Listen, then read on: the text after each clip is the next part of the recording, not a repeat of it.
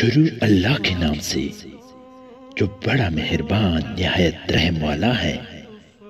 حضرت عوف بن مالک اشجعی رضی اللہ تعالیٰ عنہ فرماتے ہیں کہ رسول اللہ صلی اللہ علیہ وآلہ وسلم نے ارشاد فرمایا، میں اور وہ عورت جس کا چہرہ اپنے اولاد کی پرورش، دیکھ بھال اور محنت مشقت کی وجہ سے سیاہ پڑ گیا ہو، قیامت کے دن اس طرح ہوں گے۔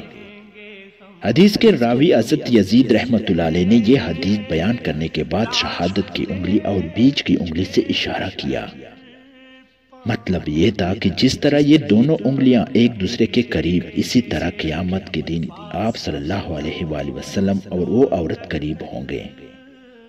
رسول اللہ صلی اللہ علیہ وآلہ وسلم نے سیاہ چہرے والی عورت کی تشریح کرتے ہوئے ارشاد فرمایا کہ اس سے مراد وہ عورت ہے جو بیوہ ہو گئی ہو اور حسن و جمال، عزت و منصب والی ہونے کے باوجود اپنے یتیم بچوں کی پرورش کی خاطر دوسرا نکاح نہ کرے، یہاں تک کہ وہ بچہ بالغ ہونے کی وجہ سے اپنی ماں کے محتاج نہ رہے یا انہیں موت آ جائے۔